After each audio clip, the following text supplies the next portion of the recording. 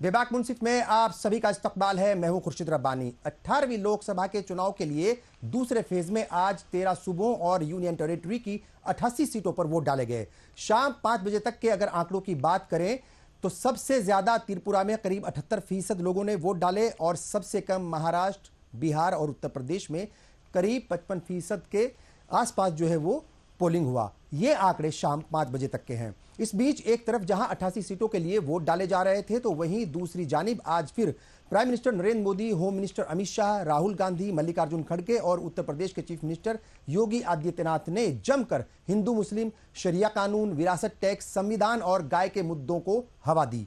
BJP से आज हम इसी मसले पर बात करेंगे, उनसे जानने की कोशिश करेंगे कि जहां एक तरफ डेवलपमेंट की बात हो रही थी तो अचानक ये तमाम मुद्दे क्यों आ गए। और जैसा उत्तर प्रदेश की बात हम खास तौर से करें तो उत्तर प्रदेश में आज यूपी के जो सीएम हैं उन्होंने गाय का मुद्दा उछाल दिया और हवाला दिया मंशूर का। उन्होंने कहा, यानी कांग्रेस के मंशूर का, कांग्रेस के मैनिफेस्टो का। उन्होंने कहा कि जो इंडी गठबंधन है वो बेशर्मी के साथ खाने की आजादी, जो दिल चाहे उसे खाने की आजादी देना चाहते हैं अपने करीबी लोगों को, उन लोगों को जो उनके वोटर्स हैं। सीधे तौर पर मुसलमानों की तरफ इशारा था और उन्होंने कहा कि गौ माता को वो काटने की उनको परमिशन दे देंगे अगर हुकूमत आई इंडिया ब्लॉक के लोगों की, इंडी गठबंधन की। तो जाहिर तौर पर ये तमाम मुद्दे हैं, क्यों इस तरह की बातें हो रही हैं, इस पर हम बात करेंगे। कई खास मेहमान हमारे साथ जुड़ेंगे। बीजेपी से खेमचंद शर्मा साहब कुछ देर के बाद हमारे साथ जुड़ रहे हैं। कांग्रेस सपोर्टर अमरेश मिश्रा हमारे साथ जुड़ चुके हैं। समाजवादी पार्टी से अतुल यादव और सीनियर जर्नलिस्ट शिवाजी सरकार भी हमारे साथ जुड़ेंगे। तमाम खास मेहमान जो है वो एक एक करके जुड़ेंगे। फिलहाल 2 मेहमान मेरे साथ हैं, मगर उससे पहले किस तरीके से 5 बजे तक आज 13 सूबों में 88 सीटों के लिए वोट डाले गए। अगर हम आंकड़ों की बात करें 5 बजे तक के आंकड़े, तो आसाम में 71% के करीब वोट डाले गए। बिहार में ये जो आंकड़ा था 53% के आसपास रहा। छत्तीसगढ़ में 72% वोट डाले गए। जम्मू कश्मीर की एक सीट पर 67% के करीब वोट डाले गए। कर्नाटक की बात करें तो तकरीबन 64% वोटिंग हुआ, पोलिंग हुआ, वहां पर वोटिंग हुई 64% के करीब। और केरला में भी तकरीबन 64% के करीब। मध्य प्रदेश की बात करें तो तकरीबन 55% लोगों ने अपने मताधिकार का इस्तेमाल किया। महाराष्ट्र में तकरीबन 53.5%, मणिपुर में 76%, राजस्थान में 59% के आसपास जो है ये आंकड़ा रहा। और सबसे ज्यादा त्रिपुरा में 77% से ज्यादा 5 बजे तक का ये आंकड़ा हमारे सामने है। उत्तर प्रदेश की बात करें तो वहां पर भी 53% के आसपास, 53% के आसपास लोगों ने वोट डाले। और वेस्ट बंगाल की बात करें तो तकरीबन 72% लोग वोट डाल चुके थे 5 बजे तक। आपको बता दें कि लोकसभा की कुल 543 सीटों के लिए इंतखाबात हो रहे हैं, जिनके नतीजे 4 जून को आएंगे। अभी 2 फेज के इलेक्शन आज निपट चुके हैं, अब 5 फेज के इंतखाबात और होने हैं। और दोनों फेजों की अगर सीटों की बात करें तो हम पहले फेज में 102 सीटों पर इंतखाबात हुए थे, 21 सूबे थे। और दूसरे फेज में 88 सीटों पर वोट डाले गए और 13 सूबे और यूनियन टेरिटरी उसमें शामिल थी। तो 190 सीटों पर अभी तक वोट डाले जा चुके हैं। 543 सीटों पर जो है जाहिर तौर पर पोलिंग होना है। करीब 36-37% के करीब सीटों पर वोट डाले जा चुके हैं। तो बहरहाल अभी 2 मेहमान मेरे साथ जुड़ चुके हैं। इन्हीं से जो है डिबेट शुरू करते हैं। अमरीश मिश्रा जी, क्या कहेंगे? सेकंड फेज की पोलिंग तक आते आते, जैसे हमने देखा था पिछले हफ्ते, सब कुछ ट्रैक पर चल रहा था। अचानक जो है प्राइम मिनिस्टर राजस्थान में बांसवाड़ा में बोलते हुए वो पूरे चुनाव को, पूरे इंतखाबात को जो है एक तरीके से वो हिंदू मुस्लिम के मुद्दे पर ले आए। और अब हर कोई उसी के आसपास घूम रहा है, खास तौर से एनडीए के लीडर्स। क्या कहेंगे? देखिए, सबसे पहले दौर में जो पोलिंग हुई उसमें जो वोटिंग परसेंटेज गिरी और वो बहुत ही सिग्निफिकेंट है। अभी तक इलेक्शन कमीशन की वेबसाइट पे आप जाइए तो आपको एग्जैक्ट फिगर नहीं मिल पाएगा कि पहले फेज में कितनी पोलिंग हुई। अभी तक वो रिवाइज कर रहे हैं बार बार। ये भी एक बड़ी संदिग्ध सी चीज है। लेकिन चलिए, हमने माना कि 66% पहले फेज में 2014 में हुआ था, 2019 में हुआ था और 2024 में 58 to 60% हुआ। 5 से 6% की गिरावट हर जगह देखी गई, खासतौर पे उन सीटों पे जहां बीजेपी का ट्रैक रिकॉर्ड 100% है, जहां जैसे स्ट्राइक रेट ऑलमोस्ट 100% है, जैसे राजस्थान में है। यूपी में हालांकि जो 8 सीटें हुई तो उसमें से 5 बीजेपी पिछली बार भी हारी थी, फिर भी वहां पर भी देखिए तो इस बार ये था कि भारी संख्या में मतदान होगा, वो नहीं हुआ। अभी आज जो है मतदान बेहद कम हुआ है उत्तर प्रदेश में, बिहार में और महाराष्ट्र में। सबसे चौंका देने वाला, क्योंकि मैं महाराष्ट्र से अभी आ रहा हूं, अमरावती से। मैं कल इनफैक्ट अमरावती में था, उसके बाद मैं आया नागपुर से यहाँ लखनऊ। अब देखिए, महाराष्ट्र की सिचुएशन ये है कि अमरावती जैसी जगह पे नवनीत राणा हार रही हैं। मतलब अमरावती की एक मजबूत, हालांकि रिजल्ट 4 जून को आएंगे। हाँ, रिजल्ट 4 जून को आएंगे, लेकिन मेरा जो असेसमेंट, ठीक है, मेरा जो असेसमेंट है, आप जो है वो ग्राउंड रिपोर्ट करके आ रहे हैं, ग्राउंड से आ रहे हैं, जाहिर तौर पर लोगों से बात की होगी, आपने ऑब्जर्व किया होगा तमाम हालात को। ठीक है जी, मैं आपको बता दूं एज अ बैकग्राउंडर कि कर्नाटक में मैंने एग्जैक्टली 135 सीट्स कांग्रेस के लिए प्रिडिक्ट की थी, और मैंने और डीके शिव कुमार जी ने, और वैसे उतनी ही आएंगी। तो मैं जहां ग्राउंड पे होता हूं वहां थोड़ा सा एक अलग तरीके अपना ऑब्जर्वेशन होता है, अपना वो रहता है फीडबैक। बिल्कुल जी। तो वहां मैंने देखा, मैं सबसे पहले नागपुर में उतरा और वहां की नितिन गडकरी जी की सीट लगभग तय लग रही थी, लेकिन वहां के लोगों ने कहा कि हम तो हिंदुत्व के साथ हैं, मोदी जी के साथ हैं, योगी जी के साथ हैं, लेकिन ये जो इन लोगों ने किया कि 2 मराठियों की पार्टी थी, शिवसेना और एनसीपी, और दोनों को तोड़ दिया, तो ये इससे एक अजीब से, ये लॉजिक मैंने सोचा नहीं था कि ये लॉजिक होगा। अच्छा। और इस लॉजिक का मतलब ये है कि जो इनके खास लोग हैं, जो मतलब बीजेपी का वोटर है, ये उस तरह से नहीं निकल पा, ये नागपुर में 19 अप्रैल को भी नहीं निकल पाएंगे। अब अमरावती में पहुंचा तो अमरावती में पूरा विदर्भ का जो अकोला, यवतमाल, वर्धा, ये सारा, चंद्रपुर में तो खैर 19 अप्रैल को पोलिंग हो गई थी, लेकिन ये जो एरिया है अमरावती के चारों तरफ, ये इसकी 26 अप्रैल को, यहां भी पोलिंग जो है, अभी जो मुझे रिपोर्ट आई है, करीब 60% हुई है। नवनीत राणा पिछली बार मेरे ख्याल से 3-3.5 लाख वोट पाई थी, उनका वोट लगभग हाफ हो रहा है, उसमें काफी लोग निकले नहीं। और कांग्रेस का जो कैंडिडेट है, उनका भी करीब 1 लाख 1.5 लाख बेस वोट है, और एक तीसरा एक वहां पर पार्टी प्रहार लड़ रही है, जो बच्चू कटू जी की पार्टी है, उसका भी 1-1.5 लाख वोट है। मतलब ऐसा नेक टू नेक वहां मामला हो गया है कि बीजेपी का एक बड़ा हिस्सा खिसक के प्रहार में चला गया जी। अब इससे ये ट्रेंड मुझे समझ में आ रहा है कि लोग जो हैं थोड़ा उदासीन है, नंबर 1। नंबर 2, जो कार्डर वोट है, हाँ। वो बेसिक कार्डर वोट निकल रहा है, ठीक है, लेकिन जो सपोर्टिंग जो सपोर्टिंग रोल में रहते हैं, जैसे फिल्मों में होता है एक्टर सपोर्टिंग रोल में रहता है, हाँ। तो जो सपोर्टिंग एक्टर्स हैं, जो हैं उसी के, बीजेपी के ही मान लीजिए इसके, लेकिन वो मेन लोग तो निकल रहे हैं, लेकिन जो सपोर्टिंग वोटर है वो नहीं निकल रहा है। ठीक है, वो उसके अंदर एक हिचक है, ये मैंने नोटिस किया। और जाहिर तौर पर इसका रिजल्ट्स पर क्या असर होगा, इसके लिए थोड़ा सा इंतजार करना पड़ेगा, मगर अभी चूंकि ये सब कयास है और एक तरीके से फीडबैक है, आप चूंकि गए थे लोगों के बीच में, आपने देखे हालात, तो जाहिर तौर पर बड़ी अहम जानकारी आपने दी। अतुल यादव जी, मैं आपके पास आऊंगा।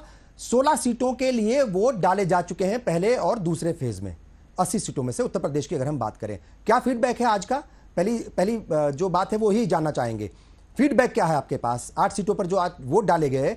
चूंकि महाराष्ट्र, बिहार और उत्तर प्रदेश वो 3 सूबे हैं जहां पर 13 सूबों में जो वोटिंग हुई है आज, सबसे कम पोलिंग यहीं पर हुआ है, उनमें यूपी भी शामिल है। जी, पार्टी है कांग्रेस, हाँ, जो समाजवादी पार्टी का गठबंधन है, तो और जो हमारे साथ सहयोगी जो कांग्रेस है, जनता जो है समाजवादी पार्टी और इंडिया गठबंधन वोट कर रही है, क्योंकि जनता। चलिए, मुझे लगता है कि कुछ आपके साथ इशू है, मैं टेक्निकल टीम से कहूंगा और मैं आपसे भी रिक्वेस्ट करूंगा, जब दोबारा चैनल पर बैठे हैं तो कम से कम लाइट का ध्यान जरूर रखें, क्योंकि बहुत ज्यादा बर्न कर रहा है, आपकी आवाज भी सही नहीं आ रही, शायद वाईफाई का कनेक्शन कुछ गड़बड़ है। मैं सीधे शिवाजी सरकार आपके पास आऊंगा, चूंकि उनके साथ इशू है, मैं टेक्निकल टीम से रिक्वेस्ट करूंगा जब तक वो उनसे कांटेक्ट करें, राब्ता करें, बात करें उनसे और तमाम चीजों को ठीक कराएं, फिर मैं उनसे सवाल लूंगा। शिवाजी सरकार, आप क्या कहेंगे? पहला फेज, दूसरा फेज, दूसरे फेज के लिए भी वोटिंग डाली जा चुकी है, मतलब कंप्लीट हो चुकी है एक तरीके से, 190 सीटों पर दोनों फेज में वोट डाले जा चुके हैं। आपके पास फीडबैक क्या है, क्या ग्राउंड से रिपोर्ट है आपके पास? अलग अलग सूबों में आप भी बात कर रहे होंगे, सीनियर जर्नलिस्ट हैं, लंबे वक्त के बाद आज आपसे जो है वो इंटरेक्ट करने का मुझे भी मौका मिला, क्या कहेंगे, क्या फीडबैक है, पहला रिएक्शन क्या है? जी, देखिए, फीडबैक जो है बड़ी अजीब सी है। हाँ, फीडबैक ये है कि जो सबके सामने दिख रहा है वो फिगर्स तो सामने सबके हैं, और आज उम्मीद की गई थी कि शायद इतने मशक्कत के बाद शायद फिर से जो है परसेंटेज बढ़े, पर ऐसा हुआ नहीं। ये क्यों नहीं हुआ, ये तो समय बता सकता है। पर एक चीज हमें समझ में आया, जैसा लोगों ने बताया, कि कहीं ना कहीं लोगों को जो वर्तमान सरकार है उससे कुछ ना कुछ नाराजगी है, कुछ ना कुछ शिकायतें हैं। और दूसरी चीज, शायद एक चीज जो है जी, जो बीजेपी के खास करके लोग जो बताते हैं, जो कैंपेनर्स हैं, जो जमीन से जुड़े होते हैं और लोगों से मिलते जुलते रहते हैं, उनका कहना है कि इस बार जो है बीजेपी का वोटर जो है वो कहता है 400 सीट तो आपने कही दे, जब 400 सीट आ रहे हैं, हम आए ना आए 400 सीट तो आपके आ ही जाएंगे। तो ये 400 सीट का नारा जो है हो सकता है कहीं ना कहीं बीजेपी के लिए बहुत अच्छा नहीं हुआ। एक तो ये है। दूसरी चीज है, 400 सीट में से की बात छोड़ दीजिए, जो वोटर परसेंटेज कम हो रहा है उसमें ये नहीं सोचना चाहिए कि वो सारे ही वोट जो है बीजेपी के ही कम हो रहे हैं। ऑपोजिशन के भी कितने आ रहे हैं अभी तक इस बारे में भी निश्चितता नहीं है। बिल्कुल ऑपोजिशन के लोग बिल्कुल सही। ऑपोजिशन के लोग भी अभी परेशान है कि इतनी लो वोटिंग जब हो रही है तो उनको भी कितने वोट नहीं मिल रहे हैं और किस तरह की टक्कर होंगी। क्योंकि एक चीज और होती है जी, देखिए 40% है, कहीं से कहीं 50% है, आसपास 50-55 के बीच में बहुत सी जगह इन 3-4 स्टेट्स में वोटिंग हुई है जी। तो उसमें मान लीजिए आधे आधे वोट भी कर लिए जाते हैं कि आधे बीजेपी के हैं, आधे बाकियों के हैं। तो ऑपोजिशन के नहीं समझ में आ रहा जो शार्प कॉन्टेस्ट है जी हाँ, उसमें के भी कितने सीट निकलेंगे, वो एक वहां उनमें भी है। ठीक है। तीसरी चीज जो है, एक चीज जो लोग समझ में आ रही है कि देखिए बार बार लोग कह रहे हैं कि राम का मुद्दा नहीं है। मैंने जहां जहां भी बात की वहां सब जगह जो है राम का मुद्दा कहीं ना कहीं है, राम मंदिर का मुद्दा है जी। उसकी बावजूद सीट कम हो रही है, उसकी वजह समझता है कि एक बड़ी परेशानी की बात है कि क्या सिर्फ राम के मुद्दे वाले ही जाके वोट दे रहे हैं क्या नहीं, ये भी एक सवाल। बिल्कुल ठीक है। दूसरी चीज उसके साथ जो है, अगर हम देखें इसके जो अपोजिशन के जो इश्यूज हैं, बेरोजगारी है जी, ओपीएस है, उसके बाद जो इस तरह के कई तरह के महंगाई जिस तरह से बढ़ रही है और महंगाई स्कूलों किस तरह से बढ़ रही है, ये सारे मुद्दे भी अपनी जगह है। जो बढ़ता हुआ है वो है किसान जो है पश्चिम उत्तर प्रदेश के, वो मुखर होके कहते हैं कि साहब ये 10 साल के हमारे ट्रैक्टर उठा ले जा रहे हैं, वो भी मुद्दा है। तो इसलिए आज के तारीख में जैसे कि हम लोग, अरे मैं देख रहा हूँ जितने भी हमारे एक्सपर्ट्स हैं सब ये कह रहे हैं कि बीजेपी बिल्कुल साफ है। बीजेपी साफ है तो क्या वाकई बीजेपी के वोटर एक बड़ा नारा चल रहा है कि साउथ में साफ और नॉर्थ में हाफ। तो अब ये पता नहीं क्या सच्चाई है। देखिए मैं बार बार यही कह रहा हूं कि कुछ भी कह लीजिए, असल जो रिजल्ट है वो तो 4 जून को ही आएगा। तो ही मिलेगा। बिल्कुल ठीक है। बीजेपी के हमारे साथी जुड़े हुए हैं बिहार से, आपका भी इस्तकबाल है। क्या कहेंगे साहब, ये जो जितने भी आंकड़े हैं और वोटिंग परसेंटेज जब भी कम होता है तो रूलिंग पार्टी को ऐसा माना जाता है कि नुकसान होता है, और बार बार यही बात हो रही है, और खास तौर से उन स्टेट्स में जहां पर तकरीबन मैक्सिमम सीट्स जो है वो बीजेपी के पास हैं, 14 में भी और 19 में भी। वहां पर अगर वोटिंग परसेंटेज कम है, वहां पर अगर जोश नहीं है वोटर्स के अंदर, अगर वो उत्साह नहीं है, तो फिर क्या इशारा कर रहा है? आपके पास भी जरूर कोई ना कोई फीडबैक होगा। क्या आपके पास ग्राउंड रिपोर्ट है? क्या फीडबैक है लोगों का? क्या कहेंगे जी? देखिए खुर्शीद भाई, जहाँ भी ग्राउंड लेवल पे मैं भी आज काम करके आया हूँ, और पूर्णिया की बात कर ले, चाहे भागलपुर की बात कर ले, चाहे बांका की बात कर ले, चाहे कटिहार की बात कर ले, चाहे किशनगंज की बात कर ले, कम से कम 2 लोकसभा में मैं आज गया था और जहाँ पे ग्राउंड लेवल पे देखा, लोग बड़ा उत्साहित है राम मंदिर से लेके कि राम मंदिर का मुद्दा देश के प्रधानमंत्री जी ने एक नागरिक के तौर पर प्राण प्रतिष्ठा किया, उससे भी उत्साहित थे 370 के मुद्दे पे। उनको पता है कि यही देश के प्रधानमंत्री हैं जो 370 के मुद्दे को खत्म किया। और विकास की बात रही, चाहे किसी काम की बात रही, मोदी जी की गारंटी जी, वो जनता जानती कि मोदी जी जो बोलते हैं वो कहते हैं, उनकी नीति और नियत बिल्कुल साफ है। तो कहीं ना कहीं ग्राउंड लेवल पे हम लोगों ने भी काम किया। एक्चुअली क्या कि अभी गर्मी का समय है, वोटर जो है बहुत कम निकल रहे हैं, और क्या हो रहा है कि फ्राइडे को जो होता है, सैटरडे और संडे छुट्टी होती है। कुछ लोग जो है शहर के लगभग वो निकल जाते हैं, गांव में जो है एकदम जो अंतिम गांव है, जो अंतिम पंक्ति में लोग जो बैठे हुए नीचे तबके के लोग हैं, चाहे दलित महादलित के लोग हैं, वो वोट देने के लिए घरों से निकलते हैं, बड़ी बड़ी कतारें में लाइन लगी रहती है। और कुछ जिले जैसे हमारे हैं जो नक्सलवार क्षेत्र से बांका के साइड आ जाते हैं, कुछ पूर्णिया के साइड आ जाते हैं, वहां पे समय 4 बजे तक ही वोट पड़ता है, सुबह 7 से 4। तो कहीं ना कहीं लगता है कि कुछ लोगों को लगता है कि वोट परसेंटेज कम हुआ। पीछे हम गुजरात की बात कर रहे हैं, गुजरात में हम लोगों को वोट बहुत ज्यादा आया था लेकिन सीटें बहुत कम आई थी। इस बार विधानसभा में हमें वोट परसेंटेज कम मिला लेकिन सीट ज्यादा आया। तो ये कभी नहीं सोचा कि कुछ राज्यों में हमें वोट कम आते हैं, वहां हमारी मगर उसमें आम आदमी पार्टी का भी एक तरीके से बड़ा सपोर्ट रहा है इनडायरेक्ट वे में, क्योंकि आम आदमी पार्टी वोट बटा था कांग्रेस का और उसका सीधा फायदा बीजेपी को हुआ। तो कई बार ऐसे समीकरण भी होते हैं कि वोट परसेंटेज कम होता है, सीट्स बढ़ जाती हैं, ये बात तो सही है। और इसको बहुत ज़्यादा जो है आप ये कह रहे हैं कि इसको नहीं लेना चाहिए। अमरीश मिश्रा जी, ये बताइए कि ये जो कम्युनल एजेंडे पर अचानक से आना पड़ा प्राइम मिनिस्टर नरेंद्र मोदी को, और ये बात देखिए मैं बिल्कुल खुल करके बोल रहा हूँ, क्योंकि अगर वो कम्युनल एजेंडे पर नहीं आते, उनकी शिकायत मतलब जो है वो इलेक्शन कमीशन ऑफ इंडिया में नहीं होती और इलेक्शन कमीशन ऑफ इंडिया की तरफ से उन्हें नोटिस नहीं दिया जाता। जवाब मांगा गया है 29 अप्रैल को सुबह 11 बजे से पहले उन्हें जवाब दाखिल करना पड़ेगा। प्राइम मिनिस्टर को नोटिस जाना कोई छोटी मोटी बात नहीं है। ऐसा कम ही देखने को मिलता है कि किसी प्राइम मिनिस्टर को जो है वो चुनाव आचार संहिता के खिलाफ वर्जी के लिए जो है वो जवाब देना पड़े। क्या कहेंगे, क्या मजबूरी रही होगी, और उसका ये जो एजेंडा है, मतलब ये जो कम्युनल एजेंडा है, उसका असर साउथ के लोगों के ऊपर, उन वोटर्स के ऊपर वहां पर किस तरीके से देखने को मिला, या क्या कहेंगे, है कुछ असर वहां पर भी? देखिए, मैं तो आपको बता रहा हूं, कर्नाटक, महाराष्ट्र जी और ये जो ईस्ट महाराष्ट्र विदर्भ वाला रीजन, यहाँ पर कम्युनल एजेंडे का कोई मुझे हिंदुत्व के मुद्दे का कोई जोर नहीं दिखाई पड़ा। इवन जो विदर्भ के इलाके हैं उसमें जो वोट डालने वाले लोग हैं वो मुद्दों की बात कर रहे हैं, वो राम मंदिर की बात नहीं कर रहे हैं, चाहे वो किसी को भी वोट डाल रहे हैं। वो उस पर मैं बोल चुका हूं। तो प्रधानमंत्री जी वाली बात है, ये अप्रत्याशित है, और ये चीज मैं दो तरह से देखता हूं। एक तो ये है कि कहीं ना कहीं ये जो प्रधानमंत्री के ऊपर दबाव है कि इलेक्शन को पोलराइजेशन की तरफ बढ़ाया जाए, कम्युनल एजेंडे की तरफ बढ़ाया जाए, क्योंकि उसको नहीं करने से आप जो सोचा था कि कांग्रेस को तोड़ के और बाकी विपक्षी दलों को तोड़ के हम 400 सीट ले आएंगे, वो नहीं हो रहा है। और आरएसएस, और ये सुनते हैं कि नागपुर में एक मीटिंग भी हुई ये 19 और 26 के बीच में, यहाँ पर मोदी भी थे और गडकरी भी थे और तमाम आरएसएस के लोग थे, जहां ये डिस्कस भी हुआ। लेकिन जो ये नोटिस मिली है, इसके बारे में मैं एक और बात कहना चाहूंगा। ये अप्रत्याशित है।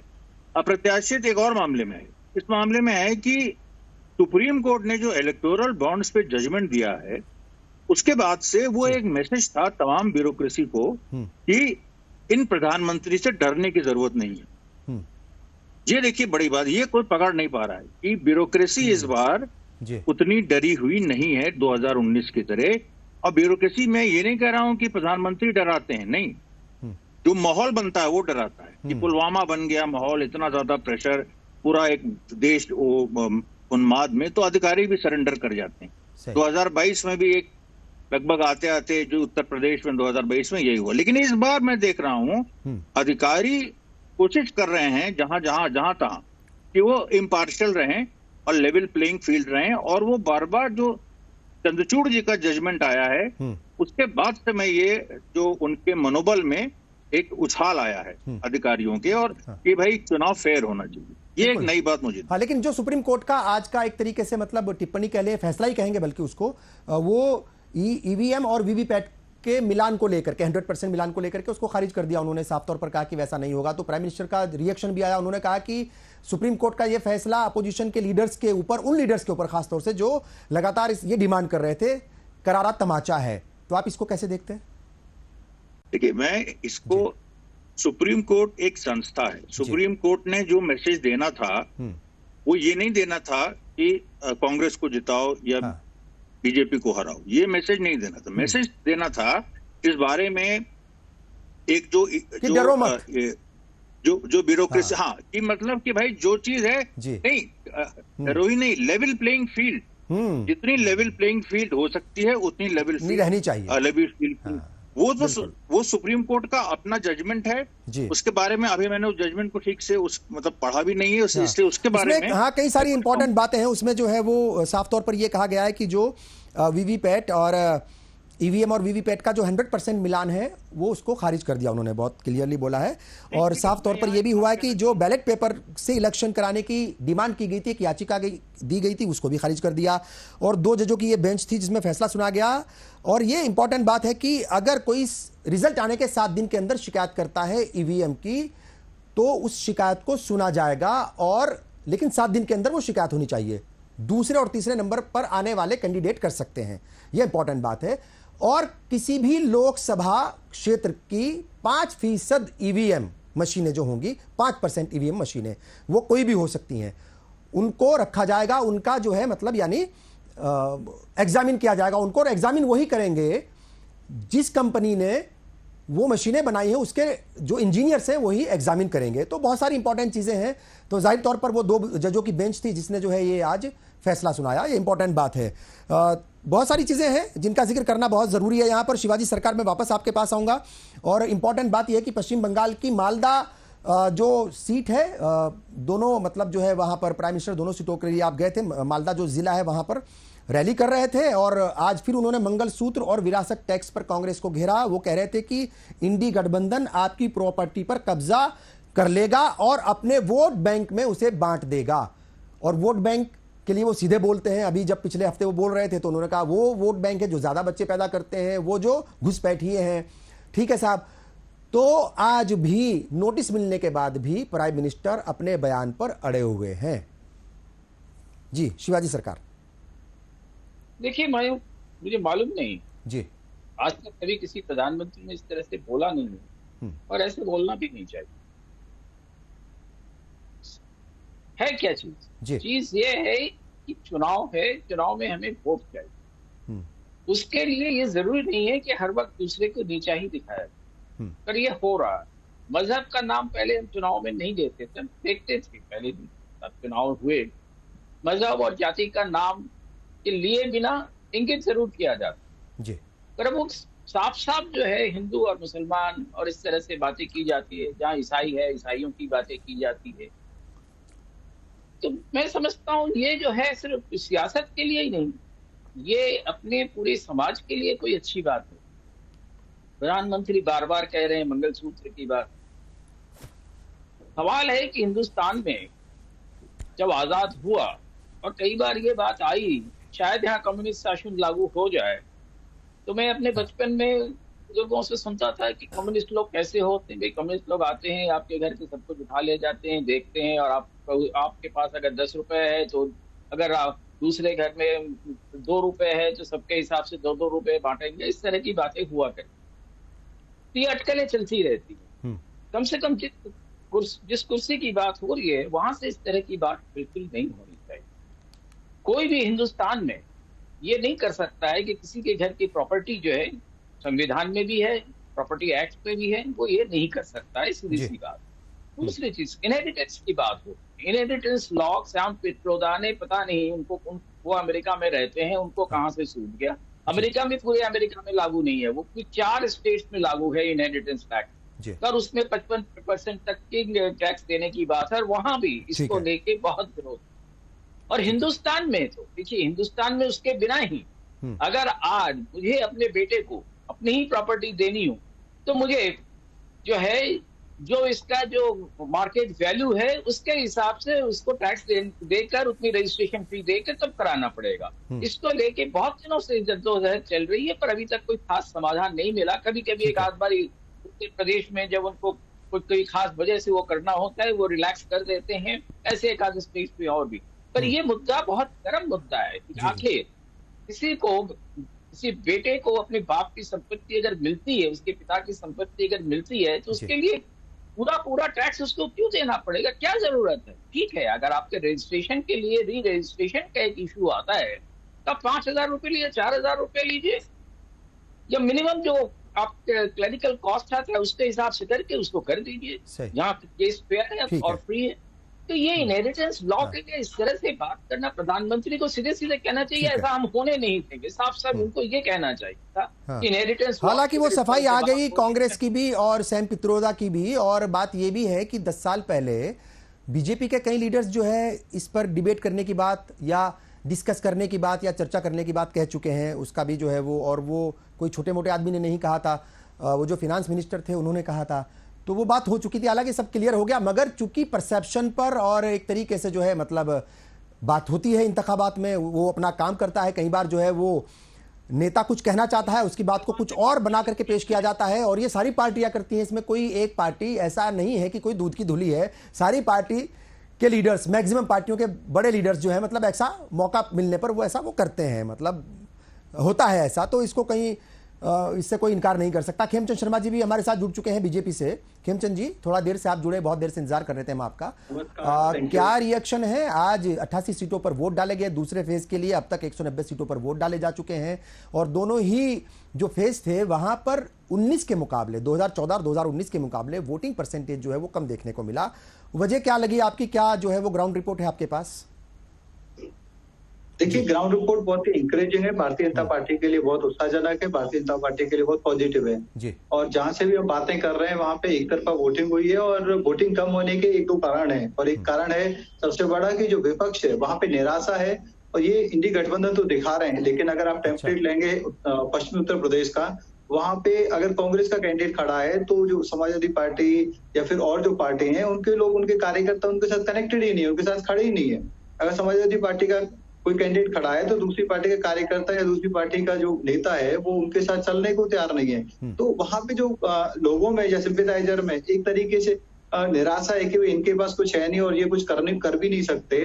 वहीं भारतीय जनता पार्टी की जो सरकारें हैं, डबल इंजन की सरकार जैसे उत्तर प्रदेश में और अब इस समय बिहार में भी है, तो वहां पे एक सेटिस्फेक्शन है कि भाई हाँ, ये अच्छा काम कर रहे हैं और मोदी जी को आना ही, और मोदी जी को आना है तो जो विरोध में जो वोटिंग होती है, जो गुस्से में जो वोटिंग होती है, तो गुस्सा विरोध जब नहीं है तो गुस्से और विरोध वाली जो वोटिंग है वो मिसिंग है, तो इसीलिए कहीं ना कहीं वो परसेंटेज डाउन हुआ है। 2014 में एक गुस्सा था, तो वर्तमान सरकार थी उसने बहुत ज्यादा भारत में करप्शन फैला दिया था, बहुत सारी चीजों को कोलैप्स कर दिया था, इंस्टीट्यूशंस में हर जगह गड़बड़ी थी, हर जगह इस तरीके का माहौल था कि कब कौन सी कंपनी बैठ जाएगी, कब कहाँ करप्शन निकलेगा, हमें भविष्य में कुछ मौके मिलेंगे नहीं मिलेंगे, या फिर देश किस तरफ जाएगा। और वहीं पे आदरणीय प्राइम मिनिस्टर मोदी जी ने खूब की कि मैं आऊंगा तो एक सब चीजों को बदलूंगा, पॉजिटिव करूंगा, और इसीलिए वहां पे वोट परसेंटेज बढ़ा। लेकिन अब सेटिस्फेक्शन है, और सेटिस्फेक्शन इस लेवल की सेटिस्फेक्शन है कि हाँ, ये मोदी जी ही वापस आने चाहिए, तो वो कहीं ना कहीं वो कारण भी है कि थोड़ी बहुत वोटिंग कम हुई है।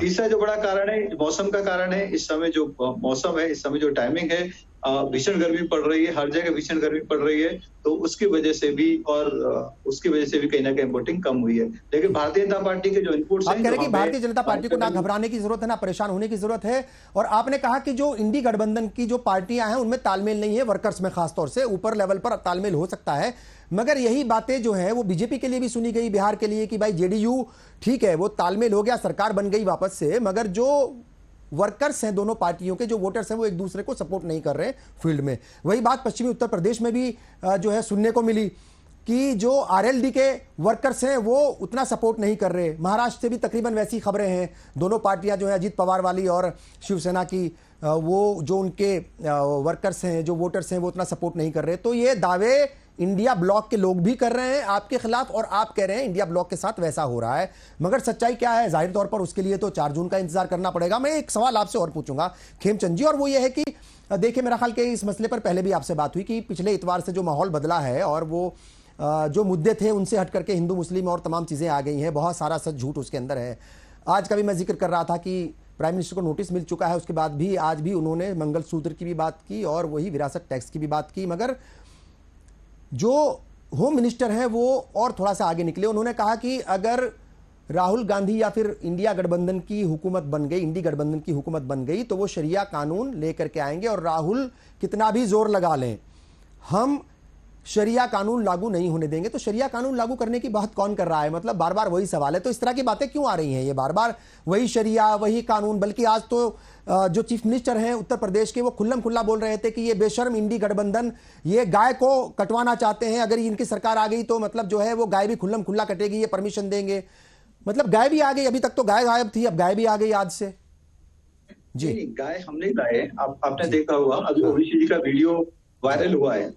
वो हैदराबाद में कैंपेन कर रहे थे, और कैंपेन करते हुए एक वो इंडी गठबंधन का, सर वो इंडी गठबंधन का हिस्सा नहीं है, प्लीज, आप भी जानते हैं उनको।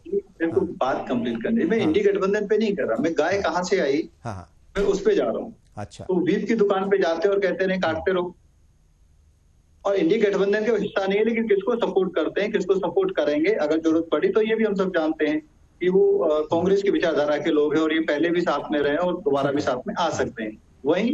वहीं जो बात कर रहे हैं आप सरिया की, तो कांग्रेस ने साफ साफ अपने सो कॉल न्याय पत्र में लिखा है कि हम माइनॉरिटीज को पर्सनल लॉ प्रैक्टिस करने की इजाजत देंगे। तो वो तो अभी भी हो रही है, अभी वो तो बीजेपी ने भी दे रखी है, वो अपनी नमाज अपने मुताबिक पढ़ते हैं, शादी भी अपने मुताबिक करते हैं, तो वो तो सब कर ही रहे हैं ना अभी भी। 10 साल में कौन सी चीज ऐसी हुई है कि जो नहीं हो रही है? आप दो चीज में फर्क कर रहे हैं। नमाज पढ़ना चाहिए, सबका अधिकार, मैं कब कहता हूँ उनका अधिकार, अपनी जो प्रैक्टिस है वो करें, लेकिन देश में पर्सनल कानून का मतलब हो गया सरिया। अभी पर्सनल सरिया नहीं है भारत में, मतलब जैन शरिया को मानते हैं, सिख शरिया को मानते हैं, क्रिश्चियन शरिया को मानते हैं। भाई वो माइनॉरिटी कम्युनिटी की बात कर रहे हैं या दूसरे धर्मों की बात कर रहे हैं? सब धर्मों को अपने हिसाब से मान्यताओं के मुताबिक प्रैक्टिस करने की जो है आजादी है, वो आइन देता है। नहीं, आपका सवाल है तो मैं जवाब दूं ना, थोड़ा सुन लीजिए। जैन कभी 4 शादियां नहीं करता, जैन का कोई अलग से कानून नहीं, वो हिंदू मैरिज लॉ के अनुसार काम करता है। ना सिखों का कोई अलग से कानून है और ना ही क्रिश्चियंस का इस तरीके से कानून है। प्लीज सुन लीजिए। तो सरिया का एक लिमिटेड वर्जन आज प्रैक्टिस में है। उसमें क्या है, जो पर्सनल चीजें हैं, शादी ब्याह या फिर जो संपत्ति का है, वो आप मुस्लिम जो पर्सनल लॉ है उसके अनुसार हो रहा है। लेकिन जो क्रिमिनल है, क्रिमिनल में अभी मुस्लिम पर्सनल लॉ नहीं। प्लीज सुन लीजिए पहले, सुन लीजिए। अरे मैंने टोका कहाँ भाई, अभी कहाँ टोका मैंने आपको, आप बोलते रहिए ना। तो वहीं पे कांग्रेस जो कह रही है कि पूर्ण रूप से हम पर्सनल लॉ को अलाउ करेंगे, पूर्ण रूप से का मतलब वो सरिया को अलाउ करेंगे, तो सरिया तो आज अफगानिस्तान के लोग भी डरते हैं, भाग रहे थे, लाखों की संख्या वहां से मुसलमान भाग रहे थे। कौन चाहता है कि उस तरीके का लॉ आए? कौन चाहता है कि उस तरीके की मारामारी हो, उस तरीके की दंड प्रथा लागू हो? तो भारतीय जनता पार्टी क्या कह रही है कि जो कांग्रेस की जो घृणित सोच है, जो संकुचित सोच है, जो देश को डिवाइड करना चाहती है, भाई से भाई को लड़ाना चाहती है, देश का बंटवारा करना चाहती है, हम वो नहीं होने देंगे। और इसका प्रमाण है, हमारे बाबा साहब भीमराव अंबेडकर ने जो संविधान बनाया उसमें साफ साफ है कि धर्म के आधार पे आप रिजर्वेशन नहीं दोगे, धर्म के आधार पे आप कोई पॉलिसी नहीं बनाओगे, धर्म के आधार पे आप कोई काम नहीं करोगे, आपको सबके लिए काम करना है। तो इनके न्याय पत्र में धर्म के अनुसार काम करने की बात रखी गई है, वही हम लोगों को बता रहे हैं। हम साथ में साथ अपने काम भी बता रहे हैं और हम अपने संकल्प पत्र को रख रहे हैं, और हम अपने संकल्प पत्र में बता रहे हैं कि हम सबके लिए बात कर रहे हैं। हम 3 करोड़ और बहनों को लखपति दीदी बनाएंगे, इसका मतलब हम सभी को बनाएंगे। 1 करोड़ परिवारों को हम फ्री बिजली देंगे, सोलर पैनल के माध्यम से हम सबको देंगे। हम ये नहीं कह रहे कि पर्टिकुलर वर्ग को देंगे। हम मुद्रा के अंतर्गत लोन की जो सीमा है उसको 20 लाख तक ले जाएंगे, तो हम सबके लिए है। हम यहाँ पे बात कर रहे हैं we will work for all and appease none. वहीं कांग्रेस क्या बात कर रही है कि हम एक पर्टिकुलर वर्ग के लिए काम करेंगे, अपीचमेंट का काम करेंगे। कांग्रेस के लिए मैं अमरीश जी के पास आऊंगा, लेकिन उससे पहले नितिन जी आपसे मैं, चूंकि इंडी गठबंधन या इंडिया ब्लॉक का आप हिस्सा हैं, आपकी पार्टी, क्या कहेंगे ये जो आज योगी आदित्यनाथ साहब जो हैं, जो चीफ मिनिस्टर है उत्तर प्रदेश के, उन्होंने गाय की बात भी कर दी, गाय को ले आए। हालांकि बीजेपी के जो स्पोक्स पर्सन है वो कह रहे हैं कि ये खुली छूट देना चाहते हैं, मतलब यानी कांग्रेस, और हम उसकी मुखालफत कर रहे हैं। मगर बीजेपी का गोवा में गाय को लेकर के और नॉर्थ ईस्ट में गाय को लेकर के क्या स्टैंड है वो किसी से छुपा हुआ नहीं है, वो बहुत क्लियर है। और बीफ की दुकान का मतलब गाय का गोश्त का नहीं होता, बीफ की दुकान का मतलब जो है ये होता है बड़े की दुकान। वहां पर निशान भी था वो भैंसे का, और उसका वो परमिशन है, बीफ के लिए परमिशन है। बड़ी बड़ी फैक्ट्रियां हैं जो एक्सपोर्ट करती हैं, वो परमिशन भारत सरकार देती है, उसका एक डिपार्टमेंट है वो देता है। क्या कहेंगे नितिन जी, ये जो पॉलिटिक्स चल रही है और लगातार इंडी गठबंधन या इंडिया ब्लॉक के मतलब जो भी दल हैं उनके ऊपर वार हो रहा है, और वो ये कह रहे हैं कि सीधा हिंदू मुस्लिम पर आ गया मामला, कुल मिलाकर के क्या कुछ कहेंगे, कितना असर जो है उत्तर प्रदेश में खासतौर से देखने को मिल रहा, चूंकि आपकी पार्टी ज्यादातर वहीं पर काम कर रही है? जी खुशी जी, देखिए तो देश के चुनाव होने के बाद भारतीय जनता पार्टी को यह एहसास हो गया कि अब 10 वर्षों तक मोदी जी के नेतृत्व में जो सरकार चली, इसको बताने के लिए कोई ऐसा काम नहीं रहा जो जनता पर कुछ प्रभाव डाल सके। 10 साल तक देश की जनता ने आपको मौका दिया, आप देश के लिए भी बेहतरी के लिए कुछ अच्छा कर सकते, जो आप बता सकते, जिसके नाम पर आप वोट मांग सकते थे। ऐसा कोई काम इनके पास नहीं, इसलिए पुनः इनको वापस उसी नफरत की भाषा में आना पड़ रहा है। इनको पूरा हिंदू मुसलमान, भारत पाकिस्तान, शमशान कब्रिस्तान के अलावा, गाय गोबर गणेश के अलावा कुछ नहीं दिखाई पड़ रहा है। मैं ये पूछना चाहता हूँ, भारतीय जनता पार्टी की 10 साल की सरकार में सबसे ज्यादा बीफ एक्सपोर्ट अगर हुआ है, बीफ एक्सपोर्ट बढ़ा है, तो सरकार ने बढ़ा है। आपने कितने बूचड़ खानों के खिलाफ कार्रवाई की है? कितनी बीफ एक्सपोर्ट की कंपनियां वो किन लोगों की है? उसमें अधिकतर हिंदू और भारतीय जनता पार्टी के समर्थित है, और आपने उनसे चंदा भी लिया बड़े पैमाने पर। इसलिए इस तरीके की बातें करना, देश की जनता को गुमराह करना, अब भारतीय जनता पार्टी को छोड़ देना चाहिए। अब भारतीय जनता पार्टी की इस तरीके के समूह पर कोई आता नहीं, कोई नोटिस भी नहीं ले रहा है। सबको पता हो गया है कि इस देश में नरेंद्र मोदी जी के नेतृत्व में 10 साल तक, तो 7 साल तक उत्तर प्रदेश में योगी जी के नेतृत्व में जिस तरीके की सरकार चली है, इन्होंने सिर्फ और सिर्फ नफरत बांटने के अलावा, भाई को भाई से लड़ाने के अलावा, लोगों को गुमराह करने के अलावा कोई भी डेवलपमेंट का काम नहीं हुआ। कोई इंफ्रास्ट्रक्चर नहीं डेवलप हुआ, कहीं एजुकेशन की फील्ड पर कोई काम नहीं है, बिजली के पावर प्लांट लगाने पर कोई काम नहीं हुआ, कोई नया डेवलपमेंट आपने करके नहीं दिखाया। पिछली सरकारों में उत्तर प्रदेश में समाजवादी सरकार ने काम किया, आपने उद्घाटन का उद्घाटन, शिलान्यास का शिलान्यास करने का काम तो किया है, कोई नया आपने डेवलपमेंट करने का काम किया तो भारतीय जनता पार्टी के पास बताने के लिए कुछ नहीं। वो जवाब देंगे, खेमचंद जी जवाब देंगे। हाँ ठीक है, खेमचंद, हाँ खेमचंद जी जवाब देंगे, मगर उससे पहले मैं अमरीश जी आपके पास आना चाहूंगा। देखिए वो गौकशी का मामला है जो आज कह रहे थे योगी आदित्यनाथ साहब, वो कहते हैं इंडी गठबंधन अल्पसंख्यकों को गौकशी की खुली छूट देना चाहती है, वो खुली छूट दे देंगे। इन बेशर्म लोगों को देखो ना, ये भारत की आस्था के साथ हैं और उसके साथ ये खिलवाड़ कर रहे हैं, मतलब भारत की आस्था जो है उसके साथ ये खिलवाड़ कर रहे हैं, उसके साथ नहीं है। अरे कैसे हो सकता है, जिस गाय को हम माता मानते हैं उसे गौ माता, उसी गौ माता को ये काटने के लिए कसाईयों को दे देंगे। अब ये बात किसने कह दी, कहां कह दी, कौन से मंशूर में, कौन से मैनिफेस्टो में, कौन से घोषणा पत्र में लिखा है, ये कहीं है ही नहीं।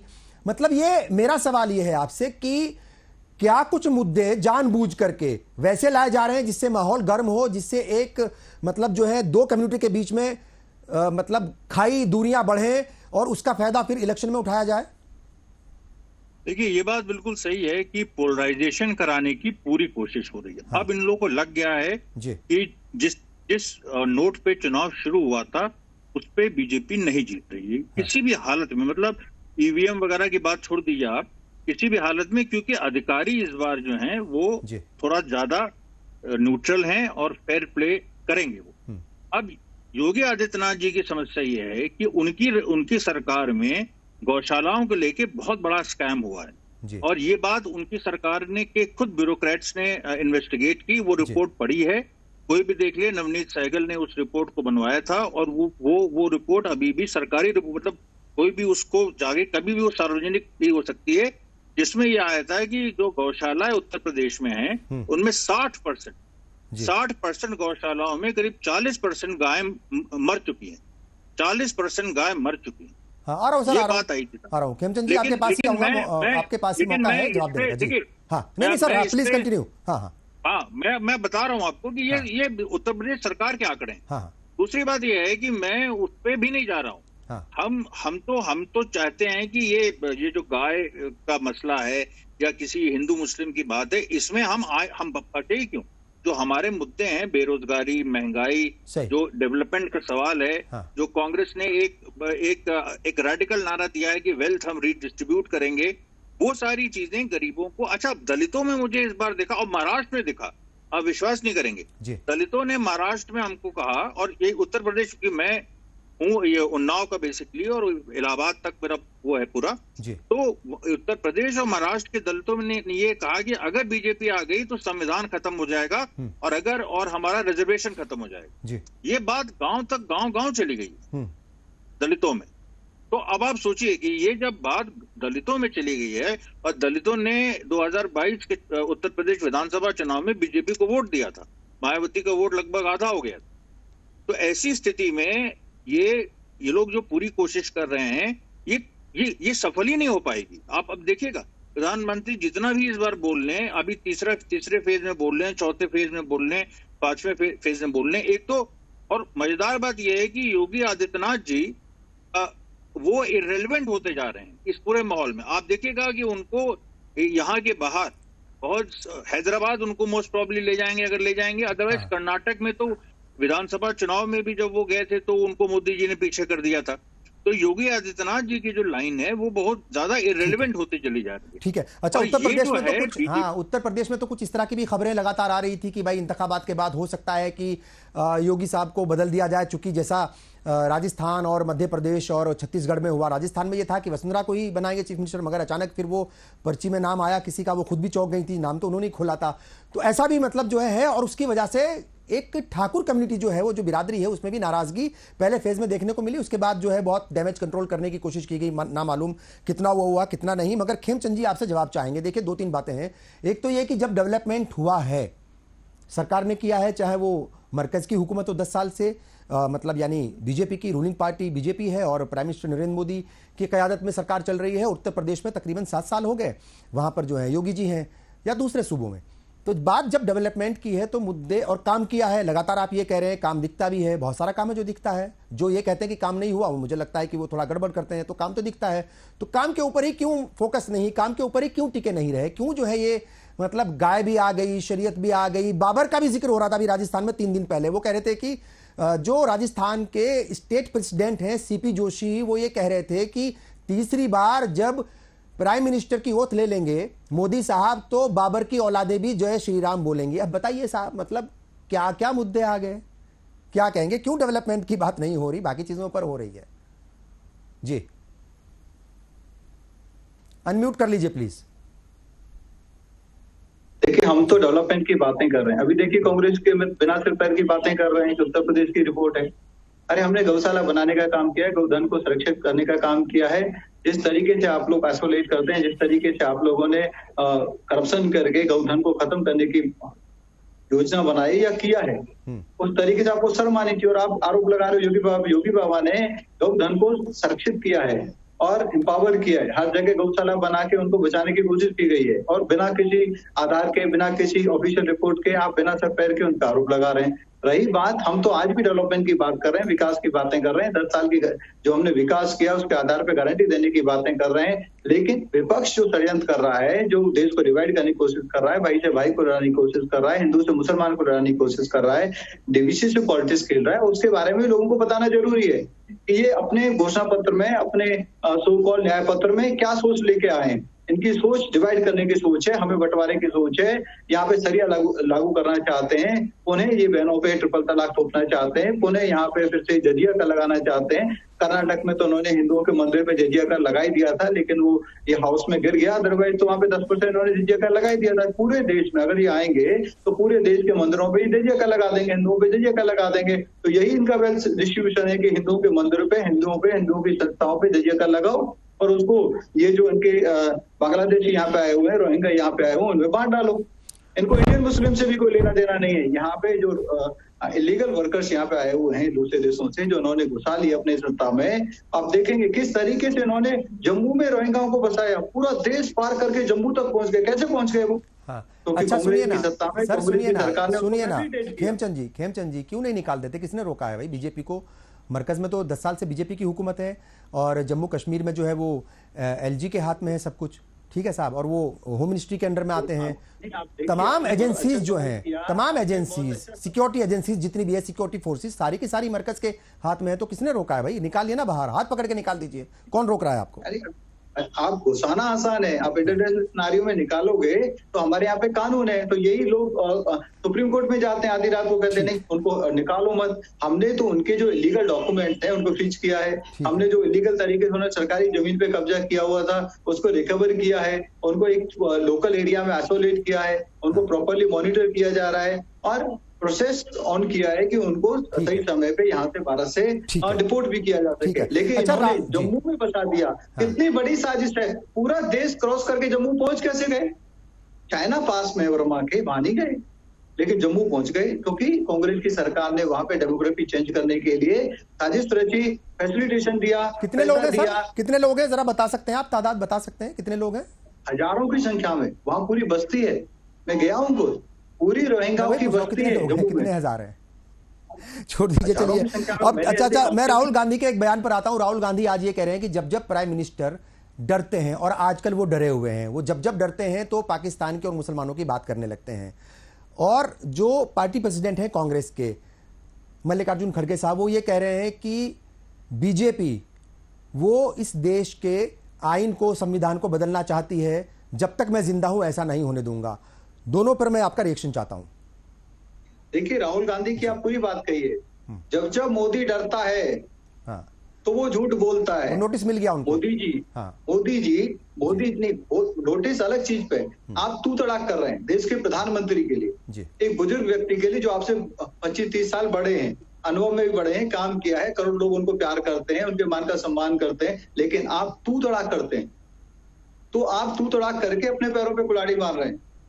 कोई भी देशवासी नहीं चाहेगा कि आप आदरणीय प्राइम मिनिस्टर मोदी जी को पर्सनल तरीके से इस तरीके से धुतकारें, इस तरीके से अपमानित करें, इस तरीके से उनको, क्योंकि आपको लगता है कि आप राजा महाराजा हैं, आपको लगता है कि आप स्पेशल फैमिली से, आपको लगता है कि आपकी 3 पीढ़ियों ने राज किया था, तो आपके लिए एक स्पेशल कानून है और आप किसी को भी गाली दे सकते हैं, किसी के खिलाफ तू तड़ा कर सकते हैं। तो राहुल गांधी ने तो अपने पैरों पर कुल्हाड़ी मारी। वहीं मल्लिकार्जुन खड़गे जी बिना, जैसे अभी कांग्रेस के मित्र यहाँ पे बिना सिर पैर की बात कर रहे थे, वो भी बिना सिर पैर की बात कर रहे हैं कि हम संविधान में परिवर्तन तो आपने भी बहुत सारे किए हैं।